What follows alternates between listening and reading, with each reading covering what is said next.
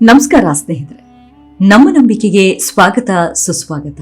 ಸ್ನೇಹಿತರೆ, ಭಾರತೀಯ ಇತಿಹಾಸ ಮತ್ತು ಪುರಾಣಗಳಲ್ಲಿ ಅತ್ಯಂತ ಚರ್ಚಿತ ವ್ಯಕ್ತಿಗಳಲ್ಲಿ ಒಬ್ಬರೆಂದರೆ ಅದು ರಾವಣ.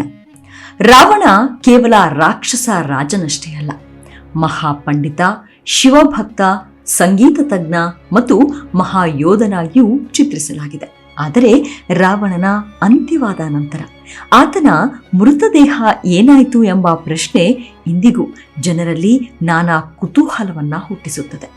ರಾಮಾಯಣದಲ್ಲಿ ಯುದ್ಧ ಮುಗಿದ ನಂತರ ರಾವಣನ ದೇಹದ ಬಗ್ಗೆ ಹಲವು ಪುರಾಣಗಳು, ಜನಪದ ಕಥೆಗಳು ಮತ್ತು ಸ್ಥಳೀಯ ನಂಬಿಕೆಗಳು ಕಂಡುಬರುತ್ತವೆ.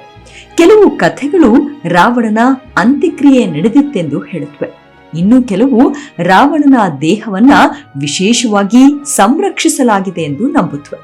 ಅಷ್ಟಕ್ಕೂ ರಾವಣನ ಮೃತದೇಹ ಏನಾಯ್ತು, ನಿಜಕ್ಕೂ ಸಂರಕ್ಷಿಸಿಟ್ಟಿದ್ದಾರಾ ಅನ್ನೋ ನಿಗೂಢ ವಿಚಾರವನ್ನ ಈ ಸಂಚಿಕೆಯಲ್ಲಿ ಹೇಳ್ತಾ ಹೋಗ್ತೇನೆ. ಅದಕ್ಕೂ ಮುನ್ನ ನಮ್ಮ ನಂಬಿಕೆಗೆ ನಿಮ್ಮ ಬೆಂಬಲವಿರಲಿ. ಎಲ್ಲಾ ವಿಧದ ತ್ವಚೆಯ ಸಮಸ್ಯೆಗಳಿಗೆ ಧೀಮಹಿ ಪ್ರಾಡಕ್ಟ್ ರಾಮಬಾಣದಂತೆ ಕೆಲಸ ಮಾಡುತ್ತೆ. ಕೇವಲ 3 ದಿನದಲ್ಲೇ ವ್ಯತ್ಯಾಸ ನೋಡ್ತೀರಾ. ಯಾವುದೇ ಅಡ್ಡ ಪರಿಣಾಮಗಳಿಲ್ಲ. ಕೆಮಿಕಲ್ ರಹಿತವಾದ 16 ನೈಸರ್ಗಿಕ ಪದಾರ್ಥಗಳ ಮಿಶ್ರಣದಿಂದ ತಯಾರಾದ 100% ಆರ್ಗ್ಯಾನಿಕ್ ಧೀಮಹಿ ಪ್ರಾಡಕ್ಟ್. ಹೆಚ್ಚಿನ ಮಾಹಿತಿಗಾಗಿ ಕೆಳಕಂಡ ದೂರವಾಣಿಗೆ ಸಂಪರ್ಕಿಸಿ. ಸ್ನೇಹಿತರೆ, ಶ್ರೀರಾಮ ಮತ್ತು ರಾವಣನ ನಡುವಿನ ಯುದ್ಧವೇ ರಾಮಾಯಣದ ಕ್ಲೈಮ್ಯಾಕ್ಸ್. ಲಂಕೆಯ ಯುದ್ಧದಲ್ಲಿ ಹಲವು ದಿನಗಳ ಹೋರಾಟದ ಬಳಿಕ ರಾಮನು ಬ್ರಹ್ಮಾಸ್ತ್ರವನ್ನ ರಾವಣನ ಹೃದಯ ಭಾಗಕ್ಕೆ ಪ್ರಯೋಗಿಸಿದ ಎಂದು ವಾಲ್ಮೀಕಿ ರಾಮಾಯಣ ಹೇಳುತ್ತದೆ. ರಾವಣನಿಗೆ ಬ್ರಹ್ಮನಿಂದ ಅನೇಕ ವರಗಳಿದ್ವು. ಹಾಗಾಗಿ ಅವನ ದೇಹವನ್ನ ಸಾಮಾನ್ಯ ಆಯುಧಗಳಿಂದ ನಾಶ ಮಾಡಲು ಸಾಧ್ಯವೇ ಆಗ್ತಾ ಇರಲಿಲ್ಲ. ಅಂತಿಮವಾಗಿ ರಾಮನು ದೇವತೆಗಳ ಮಾರ್ಗದರ್ಶನದಲ್ಲಿ ರಾವಣನ ಪ್ರಾಣ ಬಿಂದು ಇದ್ದ ಸ್ಥಳವನ್ನ ಗುರಿಯಾಗಿಸಿ ಬಾಣ ಬಿಟ್ಟ. ರಾವಣ ಯುದ್ಧ ಭೂಮಿಯಲ್ಲಿಯೇ ವೀರ ಮರಣವನ್ನಪ್ಪಿದೆ. ರಾವಣನ ಮರಣದ ನಂತರ ಯುದ್ಧ ಭೂಮಿ ನಿಶ್ಶಬ್ದವಾಯಿತು. ದೇವತೆಗಳು ಹರುಷ ಪಟ್ಟರು. ಆದರೆ ಶ್ರೀರಾಮ ಮಾತ್ರ ರಾವಣನ ಸಾವಿಗೆ ಮರುಕಪಟ್ಟ. ಮಗುವನ್ನ ಕಳೆದುಕೊಂಡ ತಾಯಿಯಂತೆ ರೋಧಿಸಿದ. ಸತ್ತು ಬಿದ್ದಿದ್ದ ಮೃತದೇಹವನ್ನ ಬಾಚಿ ತಬ್ಬಿ ದುಃಖಿಸಿದ. ಆ ನೋವಿನಲ್ಲಿ ಶ್ರೀರಾಮ ಲಕ್ಷ್ಮಣನಲ್ಲಿ ಹೀಗೆ ಹೇಳಿದ: ರಾವಣನು ಮಹಾನ್ ಜ್ಞಾನಿ. ಅವನಿಂದ ರಾಜಕೀಯ, ಧರ್ಮ ಮತ್ತು ಆಡಳಿತ ಜ್ಞಾನವನ್ನ ಕಲಿಯಿರಿ ಎಂದು. ಇದರಿಂದ ರಾವಣನನ್ನ ಕೇವಲ ದುಷ್ಟನಾಗಿ ಮಾತ್ರವಲ್ಲದೆ ಅವನಲ್ಲಿದ್ದ ಮಹತ್ವವನ್ನ ಗುರುತಿಸುತ್ತೆ. ರಾವಣ ಸತ್ತ ನಂತರ ಅವನ ತಮ್ಮ ವಿಭೀಷಣ ಆರಂಭದಲ್ಲಿ ಅಂತ್ಯಕ್ರಿಯೆ ಮಾಡಲು ನಿರಾಕರಿಸಿದನು. ಯಾಕಂದ್ರೆ ರಾವಣನು ಅಧರ್ಮದ ಮಾರ್ಗ ಹಿಡಿದಿದ್ದವನು. ಸೀತೆಯನ್ನ ಅಪಹರಿಸಿದ್ದ, ತನ್ನ ರಾಜ್ಯವನ್ನ ನಾಶದತ್ತ ಕೊಂಡೊಯ್ದಿದ್ದ. ಆದ್ರೆ ರಾಮ ವಿಭೀಷಣನಿಗೆ ಹೀಗೆ ಹೇಳ್ತಾನೆ: ಮರಣದ ನಂತರ ವೈರಾಗ್ಯ ಮುಗಿಯಬೇಕು. ಅವನು ನಿನ್ನ ಅಣ್ಣ, ಅವನಿಗೆ ಯೋಗ್ಯ ಅಂತ್ಯ ಸಂಸ್ಕಾರ ಮಾಡು ಎಂದು. ಇದಾದ ನಂತರವೇ ವಿಭೀಷಣನು ವೇದ ವಿಧಾನದ ಪ್ರಕಾರ ರಾವಣನ ದಹನ ಕ್ರಿಯೆ ಮಾಡಿದನೆಂದು ವಾಲ್ಮೀಕಿ ರಾಮಾಯಣ ಹೇಳುತ್ತದೆ. ಹಾಗಾದ್ರೆ ರಾವಣನ ದೇಹವನ್ನ ದಹಿಸಿ ಬಿಟ್ರ ಅಂದ್ರೆ ಹೌದು. ಮೂಲ ರಾಮಾಯಣದ ಪ್ರಕಾರ ರಾವಣನ ದೇಹಕ್ಕೆ ಅಗ್ನಿ ಸಂಸ್ಕಾರ ಮಾಡಲಾಯಿತು. ರಾವಣನ ದೇಹವನ್ನ ಚಂದನದ ಕಟ್ಟಿಗೆಯಿಂದ ಸಿದ್ಧಪಡಿಸಿದ ಚಿತೆಯ ಮೇಲಿಟ್ಟು ದಹನ ಮಾಡಲಾಯಿತೆಂದು ಕೆಲವು ಪುರಾಣಗಳಲ್ಲಿ ಉಲ್ಲೇಖ ಸಿಗುತ್ತದೆ. ಲಂಕೆಯ ಯೋಧರು, ರಾಕ್ಷಸ ಕುಲ ಮತ್ತು ಮಹಿಳೆಯರು ರೋಧಿಸುತ್ತಾ ರಾವಣನಿಗೆ ವಿದಾಯ ಹೇಳಿದರು ಎಂದು ವರ್ಣಿಸಲಾಗಿದೆ. ಇದು ಹಿಂದೂ ಸಂಪ್ರದಾಯದ ಪ್ರಕಾರ ರಾಜೋಚಿತ ಅಂತ್ಯಕ್ರಿಯೆ ಎಂದು ಪರಿಗಣಿಸಲಾಗಿದೆ. ಆದರೆ ನಂತರದ ಆವೃತ್ತಿಗಳಲ್ಲಿ ರಾವಣನ ಮೃತದೇಹ ಇನ್ನೂ ಹಾಗೇ ಇದೆ ಎಂಬ ಚರ್ಚೆಗಳು, ವದಂತಿಗಳು ಹರಿದಾಡ್ತಿವೆ. ಈ ಕತೆ ಹುಟ್ಟಿದ್ದಾದ್ರೂ ಹೇಗೆ, ಎಲ್ಲಿದೆ ರಾವಣನ ಮೃತದೇಹ ಅನ್ನೋದನ್ನ ಗಮನಿಸಿದ್ರೆ ಈ ಕತೆ ಶುರುವಾಗಿದ್ದೇ ರಾವಣನ ವಧೆಯಾದ ಬಳಿಕವೇ.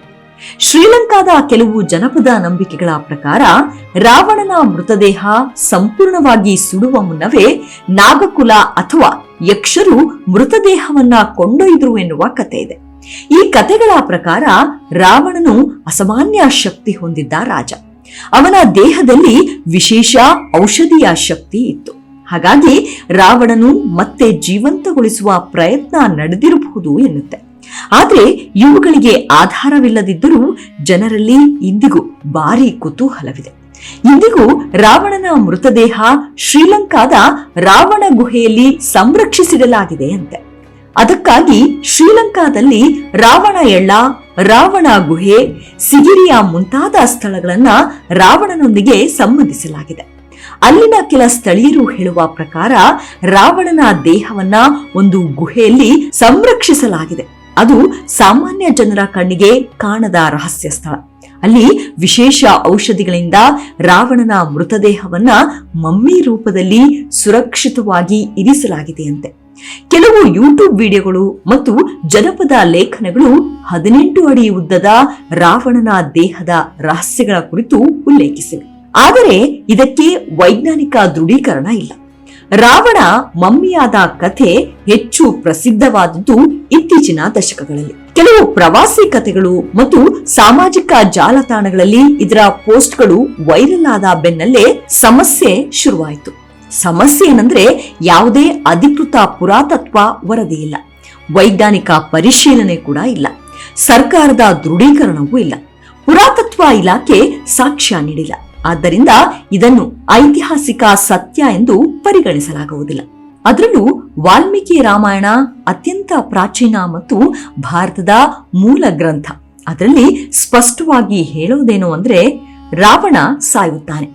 ವಿಭೀಷಣನು ದುಃಖಿಸುತ್ತಿದ್ದಾಗ ರಾಮನು ಅಂತ್ಯ ಸಂಸ್ಕಾರ ಮಾಡಲು ಹೇಳುತ್ತಾನೆ. ಕೊನೆಗೆ ಅಂತ್ಯಕ್ರಿಯೆ ನೆರವೇರುತ್ತದೆ ಎಂದು ಉಲ್ಲೇಖಿಸಲಾಗಿದೆ. ಅಂದರೆ ಮೂಲ ರಾಮಾಯಣದ ಪ್ರಕಾರ ರಾವಣನ ದೇಹ ಉಳಿದಿಲ್ಲ, ದಹನವಾಗಿದೆ. ಆದರೆ ಇದೇ ರಾಮಾಯಣ ಹಲವಾರು ಕವಲೊಡೆದು ಬಿಟ್ಟಿದೆ. ಭಾರತ ಮತ್ತು ಶ್ರೀಲಂಕಾದ ಹಲವು ಭಾಗಗಳಲ್ಲಿ ರಾವಣನ ಬಗ್ಗೆ ವಿಭಿನ್ನ ಅಭಿಪ್ರಾಯಗಳಿವೆ. ಕೆಲವರಿಗೆ ರಾವಣ ದುಷ್ಟ ರಾಜ, ಸೀತಾ ಅಪಹರಣ ಮಾಡಿದವನು ಎಂದು ವಿವರಿಸುತ್ತವೆ. ಮತ್ತು ಕೆಲವರಿಗೆ ರಾವಣ ಅಹಂಕಾರದ ಪ್ರತೀಕ, ಅಧರ್ಮದ ಸಂಕೇತ.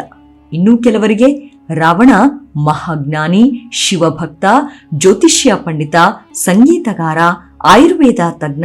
ಹಾಗಾಗಿ ಶ್ರೀಲಂಕಾದ ಕೆಲವು ಸಮುದಾಯಗಳು ರಾವಣನನ್ನು ತಮ್ಮ ಪುರಾತನ ರಾಜನಾಗಿ ಗೌರವಿಸುತ್ತವೆ.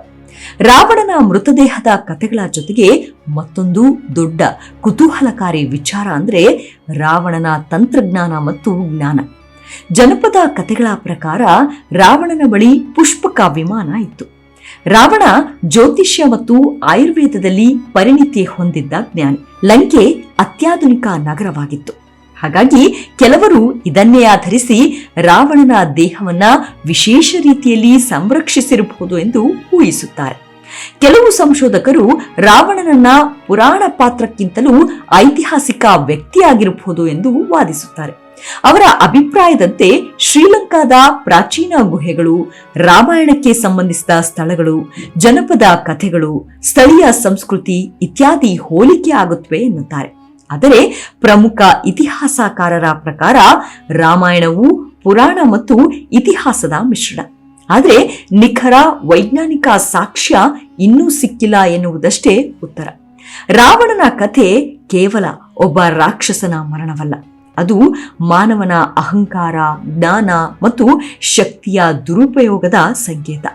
ರಾವಣನಲ್ಲಿ ಅಪಾರ ಜ್ಞಾನ ಇತ್ತು, ಭಕ್ತಿ ಇತ್ತು, ಶಕ್ತಿ ಇತ್ತು. ಆದರೆ ಅಹಂಕಾರ ಹೆಚ್ಚಾಗಿತ್ತು. ಕಾಮ ಮತ್ತು ಅಧಿಕಾರದ ದುರಾಸೆ ಅವನನ್ನ ನಾಶ ಮಾಡಿತು. ಅದಕ್ಕಾಗಿ ರಾಮಾಯಣ ರಾವಣನ ಅಂತ್ಯವನ್ನು ಅಹಂಕಾರದ ಪತನ ಎಂದು ತೋರಿಸುತ್ತೆ. ರಾವಣನ ಮೃತದೇಹದ ಬಗ್ಗೆ 2 ಪ್ರಮುಖ ನಂಬಿಕೆಗಳಿವೆ. ಒಂದು, ರಾಮಾಯಣದ ಪ್ರಕಾರ ರಾವಣ ಯುದ್ಧದಲ್ಲಿ ಸಾಯುತ್ತಾನೆ, ವಿಭೀಷಣ ಅಂತ್ಯಕ್ರಿಯೆ ನಡೆಸುತ್ತಾನೆ, ದೇಹ ದಹನವಾಗುತ್ತೆ. ಎರಡನೇದು, ಜನಪ್ರಚಲಿತ ರಹಸ್ಯ ಕಥೆಗಳ ಪ್ರಕಾರ ದೇಹವನ್ನ ಗುಹೆಯಲ್ಲಿ ಸಂರಕ್ಷಿಸಲಾಗಿದೆ, ಮಮ್ಮಿಯಾಗಿ ಸಂರಕ್ಷಣೆ ಕೂಡ ಮಾಡಲಾಗಿದೆ. ಅದರ ಕುರಿತಾದ ರಹಸ್ಯ ಸ್ಥಳವು ಅಸ್ತಿತ್ವದಲ್ಲಿದೆ. ಆದರೆ ವೈಜ್ಞಾನಿಕ ಮತ್ತು ಪುರಾತತ್ವದ ದೃಷ್ಟಿಯಿಂದ ಎರಡನೆಯ ಕಥೆಗೆ ದೃಢವಾದ ಸಾಕ್ಷ್ಯಗಳಿಲ್ಲ. ಹೀಗಾಗಿ ಪುರಾಣದ ಮೂಲ ಆಧಾರಗಳನ್ನ ನೋಡಿದರೆ ರಾವಣನ ದೇಹಕ್ಕೆ ಅಂತ್ಯ ಸಂಸ್ಕಾರ ನಡೆದಿತ್ತೆಂಬುದೇ ಹೆಚ್ಚು ಒಪ್ಪುವಂತಹ ಮಾತು. ಕಥೆಗಳು ಏನೇ ಇರಲಿ, ಅದಕ್ಕೊಂದು ಆಧಾರವಿದ್ದರೆ ನಂಬಿಕೆಯು ದ್ವಿಗುಣವಾಗುತ್ತೆ, ಸತ್ಯವೂ ದೃಢವಾಗುತ್ತೆ. ಮುಂದಿನ ಸಂಚಿಕೆಯಲ್ಲಿ ಸಿಗೋಣ. ಅಲ್ಲಿಯವರೆಗೂ ನಿಮ್ಮ ಆರೋಗ್ಯದ ಕಡೆ ಗಮನವಿರಲಿ. Take care. ನಮಸ್ಕಾರ.